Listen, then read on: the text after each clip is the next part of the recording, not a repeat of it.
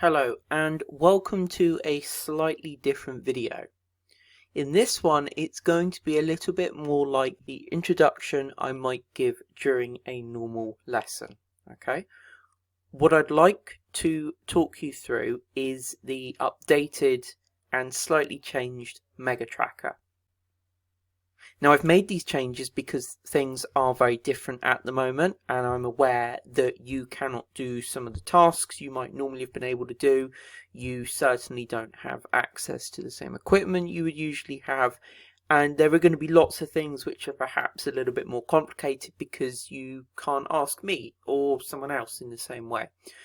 I'm aware of that, I understand that, and I want to try and help you with that, which is why I've made some of these changes. So what you can see here is the Mega Tracker and then in brackets Home Edition.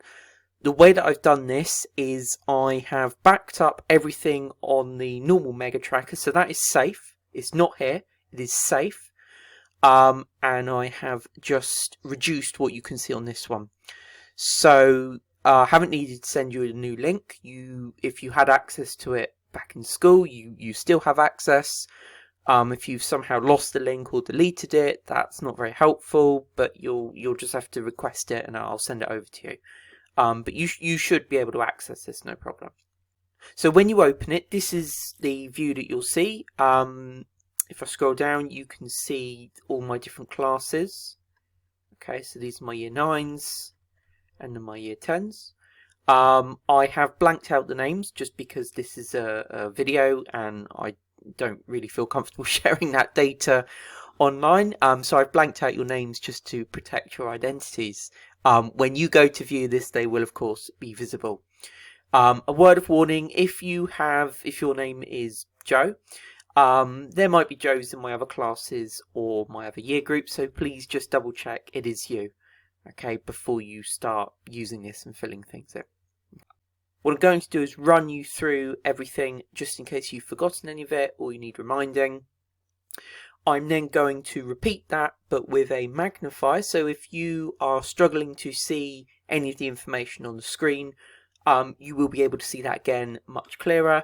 And don't forget, if you need to pause the video at any point, please feel free to do that. Anything that helps you understand or be able to visualize or see what it is that I'm showing you.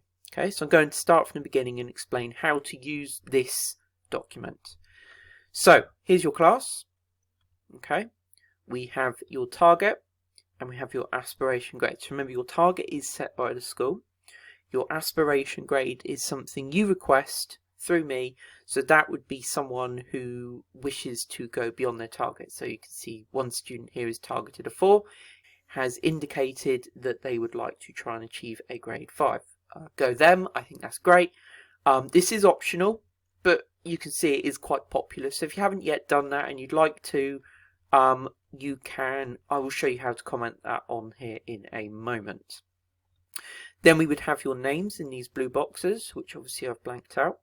Okay, now you can either view it like this with all my classes, or you can go up to the filters. If you're not sure what the filter view looks like, make sure you stay tuned until I use the magnified view to show you. You simply click that, and I've already arranged all the filter views that you would need. So if you are in my 10x group, you click 10x. If you're in my 9z group, you click 9z. Okay, so let's try 10x. So as I scroll down, you can see it's only my year 10x group students. We also have two other views. We have high score. So this is if you want to see how you're doing in comparison to other students. Remember, it's not a competition, but I know some people like to see approximately where they are. So that view is available to you at this moment in time. There is also the progress view. Progress view groups you by other students with a similar target. So this view allows you to compare your progress against other students with the same target. There's no point comparing yourself against a student who is targeted a grade 8 and trying to get a grade 9 if you are focused on trying to get a grade 4. Okay, so this view is intended to be more helpful in regards to seeing where you are in relation to other students who are of a similar targeted ability as yourself. Okay, you don't have to use this view, it is just there as an option. However, if you are using it, please be aware, although a student might be targeted the similar grade to you, they might be using the aspiration target to try and achieve higher. Okay. For this demonstration, I'm going to use two made-up students, Ken and Sally. The information that I add will be available on all of these different filter views. So if at any point you're unsure and you want to see the data that I inputted for Ken or Sally, you will be able to view that as well. Okay, and you can find them by scrolling down. Okay, so here's Ken and here is Sally. So just to recap, in case you have forgotten any of this, the work you are completing at the moment is your coursework. That is worth 60% of your final grade. So in the summer of year 11, when you get your results envelope and you look inside, your photography grade will be based on your 60% coursework and the 40% externally set assignment. Okay? Right now, we're focused on the coursework. Assessment for your coursework is split into 4 categories. We have AO1 research, AO2 experimenting, AO3 photos, annotation and ideas, and AO4, which is your final piece and presentation. Let's start with AO1 research. Let's begin with AO1 research. This is your ability to identify an artist or photographer that relates to your theme. So if your theme is pet portraits, I would expect you to find an artist or photographer that explores portraits of pets. Once you've found that artist, you will then use the dead sheet, that is the DEAD sheet. Remember, these are written to suit different abilities of writing. So please make sure you use the dead sheet appropriate for either your target or aspiration target grade. If you're not sure where to find this, it has been shared on your Google Classroom. Okay, now I have already set a task for all 3 of these to be completed. Okay, once you send it to me to show me that it's completed, you will score marks. The more marks you score, the higher your total for AO1. So here you can see Ken has submitted all 3 research. Sally had already completed 1 at school before the school was closed. She completed 1 at home, but has not yet handed in her 3rd research. Notice how the 1 already done at school is blue and the 1 completed at home is green. This allows me to monitor what you're completing at home. The other task you were set was to complete your image research. So, image research is simply going onto Google and finding images, just images, that inspire you to try something out or explore a new technique or take photos in a certain way.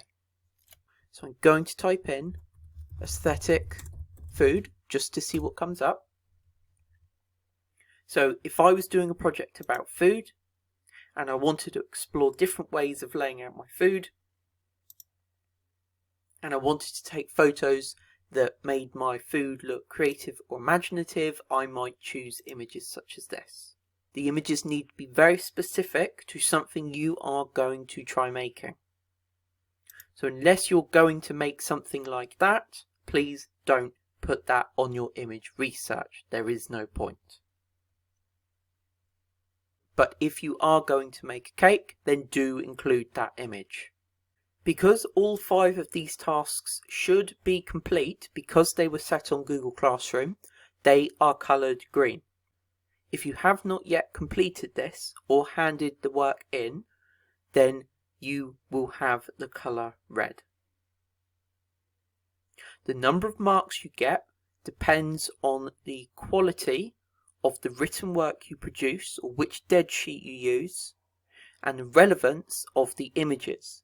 So for example, Sally hands in research 3 late. I look at it, it's well written but has nothing to do with her project. She will get a lower mark than Ken, who has produced 3 research that do link to his project. Okay, so you need to be careful. You can't rush this. You can't just pick any old thing. Like you would in lesson, you need to think carefully. Does this link to my project? Does this represent the sort of work that I want to produce? Hopefully, that clears up what you need to be doing for AO1 research. Once all of those tasks are complete, you should have a decent mark for AO1. The maximum is 18 marks. If you're not satisfied with the number of marks you have achieved, then you either need to use a higher grade dead sheet or perhaps go back to your work and improve it. Okay. Next, we're going to move on to AO2. AO2 is all about your ability to experiment and try new techniques or new ideas or new pieces of equipment. Now, I understand that's going to be really difficult at the moment. So what I've done is change the tasks that are normally listed here. So instead of things like studio or photograms, I've tried to use tasks that you might be able to complete on your phone, or you can do inside or in a garden, or things like that. Okay. Some of you had already used things like the studio or had already used Photoshop. So there is a grey box where I've added any existing marks. So Sally had already used the studio and use some pieces of equipment at school. So she already has 3 marks and they're coloured blue. Because she didn't do them at home, she did them at school. So those marks are safe. Sally has earned those. Ken hadn't completed any experiments in school before school closed. So his is just grey. He doesn't need to worry about that. That's done. He can't change that. That just stays grey. Okay. What Ken can control are these tasks here. These blue ones. Artist experiments 1, 2 and 3. Well, that's where you do an experiment in the style of your research. If you can't do an experiment in the style of your artist or someone you've researched, then you'll have to leave it blank. Okay, so if you researched someone who takes photos of horses jumping over things and you can no longer get to a horse that's jumping over things, then you're just going to have to leave that. Okay, there isn't really much more we can do about that at the moment. I would like you to email me and let me know, and I might be able to suggest something else, but right now, don't panic, you'll just have to leave that. Because Sally looked at someone who did unusual shadows, so portraits of people using a torch under their face to make their face look really dramatic, a bit like this. So portraits with dramatic light. Well, she can have a go at doing that at home. She can get a torch and take a photo of her sister. Or look, she can do a photo of her dad in black and white. Sally's fine. She can do that. And that. So Sally is able to complete these at home. Well done, Sally. Ken can't, but he's emailed me. He's explained. Because he has explained, I've coloured this pink. I therefore know it's not that Ken is being lazy. It's not that Ken isn't trying. It's that Ken has a genuine reason why he can't do that. Okay? If after a few weeks Ken suddenly finds a way of doing it, so actually he can do an experiment in the style of artist 2, then I can go back and change that. That's not a problem. Okay, so well done Ken. He managed to find a creative way of doing that. Okay, that's great. Good job. We then have a whopping 20 app/filter experiments. You can take care of that. You can find some different app or filter experiments to do. I'm sure you can. Okay, just be imaginative. See what settings you can change. I want you to try and achieve at least 20 of those. Okay, please make sure they link to your theme. Please don't just do random filters that aren't helpful. They must link to your theme. So I'm going to colour them. Both of my students have done that. Now these tasks may change over time, but for now I've included time-lapse. So a time-lapse looks like this. So this is a time lapse. Notice how I've chosen one that only involves ants and banana. I guess if you wanted to try this, you could.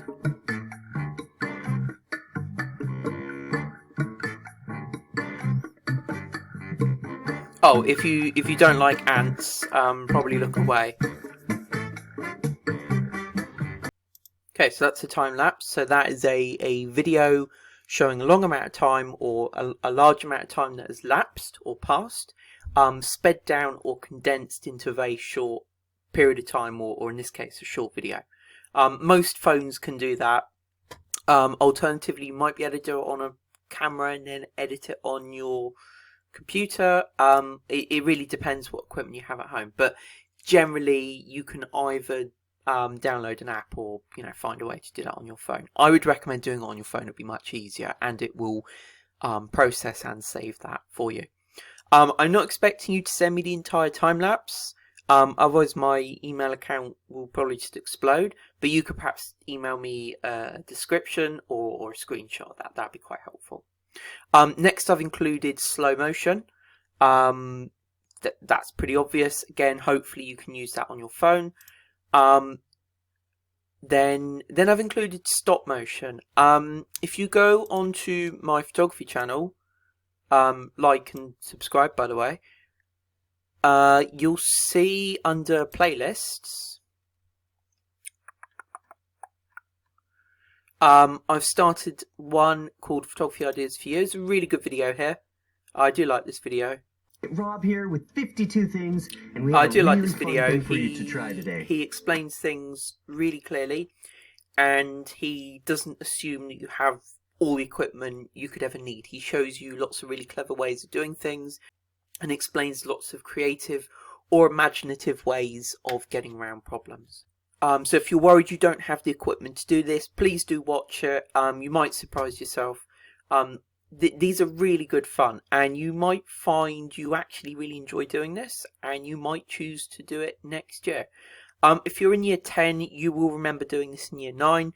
If you are in year 9, we were going to do this term anyway, so please do give this a go if you can. Yeah, it's a good video. Right, next is aperture and depth of field. I do have a video explaining aperture. It's basically the easiest way to do it is going to be to create an image or a photo with the background blurred. So you can either do that through the use of an app, or if you can control that on your phone, if you can find a setting for the aperture, experiment with that. And if you do have a camera, again, you should be able to control the aperture, and the information for that can be found in the video on my channel. Just at the top, search for the word aperture or go through the playlists, and it's the playlist called Knowledge and Skills. We then have shutter speed and burst. I haven't made a video on that yet. As you can see, it's quite far in the list, so it'll be a little while before you get to that one anyway. There'll be a video coming up to help you with that soon. But burst, you probably recognize that from your phone, so you can probably guess what that's going to be. It's going to be lots of images taken very quickly, showing movement or capturing some kind of action happening. YouTube Experiment 1, YouTube Experiment 2 and YouTube Experiment 3. This is an opportunity for you to find your own things on YouTube. So rather than just sitting waiting for me to suggest things, you go online and you look up an idea. So there might be videos of people trying all sorts of crazy things.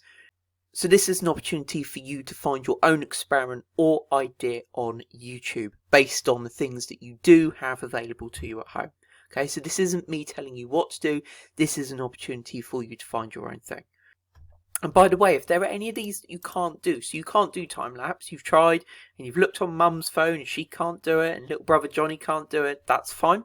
I would instead like you to do extra YouTube experiments. So if you end up having to do 1, 2, 3, 4, 5, 6, 7, 8, 9, 10, 11, 12, all 12 as your own YouTube experiments, then that is fine. That's okay. Just remember to email me and let me know. Okay? And if you do this right, then all of those will end up green and you will get an amazing score for AO2. Remember, the max is 18. Well done, Sally, you've just got 18. Then we get to AO3, photos and writing. your mind map and mood board should really have been done at school. Okay, so if you've already completed them at school, they'll be coloured blue and you'll get marks. If you know that they weren't and you complete it at home, send it to me. So if you haven't done it, it'll be red. Send that to me and I will get that coloured in green to show that you have done that at home. Okay, and all the marks added there will of course contribute to your AO3 score. So front cover and background, those are optional. It really depends what software or program you're using at home. I'm going to colour them pink just so that you know they're not compulsory. Okay, so if you have PowerPoint, you can do those too. But if you don't, if you're having to do a lot of your writing on paper, then obviously I don't expect you to make a front cover and background. So those are not compulsory. It's up to you to decide whether you have the facilities or program to be able to do that. I do still want you to do contact sheets. I understand if you don't have PowerPoint, you might not be able to print screen. So what I would like you to do is just type up or make notes. So what I would like you to do is still make the notes or type or handwrite what it is you've taken photos of, why you chose to do it, any particular skills or equipment you tried, maybe because you were doing portraits of your dog, you were using treats to try and, convince them to act or perform in a certain way. Any information like that would be really good. Maybe you got up extra early to take photos of a sunset, so you could talk about the time of day. Absolutely any information like that is what you need to put into your contact sheet. As you can see, it's not coloured green, so I haven't actually asked you to start that yet. I will provide some extra guidance, but if you want to begin that now, you can. You have all done these before. Just please use your common sense and try and do them to the best of your ability. I understand it is tricky if you don't have PowerPoint. Again, any problems, email me, and if we need to colour it pink, we will. The whole point of this tracker is just to improve communication between you and me. Okay. We then have best photos. I do need you to try and take photos. Obviously you need to be safe. Obviously don't break the rules of the lockdown. Just think carefully. If you've got a garden, go out in the garden. If you can take photos at home, take photos at home. Just use your common sense. Be sensible. Obviously don't go outside like 8 times just to go and take photos. That's not acceptable. Okay, don't do that.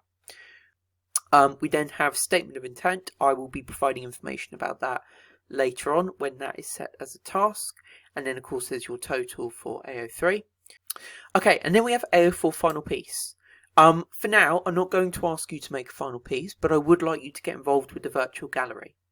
Remember, a final piece is when you present your best work. So by sending in work for the virtual gallery, I can give you marks for AO4. So Sally has sent in a total of 8 pictures, and each time those pictures have got a little bit better. So I'm actually going to give Sally 7 marks for doing that. Okay, Ken hasn't bothered. Ken hasn't sent anything into the virtual gallery. Okay, so I'm assuming Ken doesn't have any work that he's proud of, so Ken gets 0 marks. So now we move on to the final part of the tracker. This is where your approximate grade is calculated. Now, I really do mean approximate. It's really hard to mark work when I can't see it in front of me. Okay, but I also understand you want to have some idea of where you are and how well you're doing. Okay, so this is a compromise. This is an approximate grade just to tell you roughly where you are. Okay, so you can see Ken having quite a few things he's not done. So just colour these red to show he's not done them. I'll colour them red. And I'll colour these red as well. Okay, so the approximate number of marks, this is the total of your AO1, AO2, AO3 and AO4 mark. Okay, so you can see Ken has only achieved 14 out of a total of 72. And Sally has achieved a total of 34 marks. Okay, that's only rough, it's not definite. Okay, can change, could go up, could go down. Okay, and of course both students can continue to add work to improve that. Once I know you have completed some work, I log on. My job is to double check and update all of these colours and numbers. I will then look at your approximate marks, which remember aren't set in stone, they're not definite, and I will award you an approximate current grade. Okay, I'm using these numbers, which can be found at the bottom of the spreadsheet. Those are the grade boundaries, which you've all seen before. Okay, and this grade isn't set in stone, and you can, of course, improve it. So if you're not yet at your target, that means you need to do more work. If you reach your target, I would encourage you to go beyond your target. So if you are targeted a grade 4 and you achieve your grade 4, why not go for a grade 5 or grade 6? It makes sense. So using the grade boundaries, which can be found at the bottom of the sheet, I know that Ken is currently on a grade 2 and Sally is currently on a grade 4. Now the best part about this document is the final box, the minty green box. Now you will remember this from lessons, but just in case you've forgotten, it says right here. This is your opportunity to directly inform me what pieces of work you have been working on at home. So Ken, having looked at his work, realised he's not really put enough effort in, seen that he's a grade 2 on only 14 marks, wants to change that, and he has been very, very busy completing lots of things at home. So he is going to write in that box a list of all the things he has done. Wow. Thank you, Ken, for writing all that. It appears up here for me to read, and I can start to add those marks in for him. Okay? And because of all that work, he's just gained 10 additional marks. So now Ken is on a grade 3. Alright? So Sally can do the same. She can either send in new work or improve existing work. So for example, she might go back to her dead research and use a grade 8 sheet and actually get a much higher AO1 score, bringing her up to 42, which is only 1 mark off a 6. Okay, so hopefully this demonstrates how you have complete control to plan and organise how you do your photography work. It is so similar to what we do in lesson, it's just we're all in a slightly different place. Okay, hopefully you can access and engage with lots of these activities, and if you can't, you know that you can contact me, you can email me. Alright, and we'll update it with a pink box and we'll try and find something that you can do. Okay, and in that way I can help you do as well as you possibly can with your coursework. Okay, because remember it is worth 60%, so it really is a big deal. Alright, I hope this makes sense. I'm going to record the enlarged version in a separate video, so if you struggle to see any of that and you'd like to see it again, please keep an eye out for that video. Any questions, do email them or add a comment in the section below the video. Take care, and I will see you in the next video.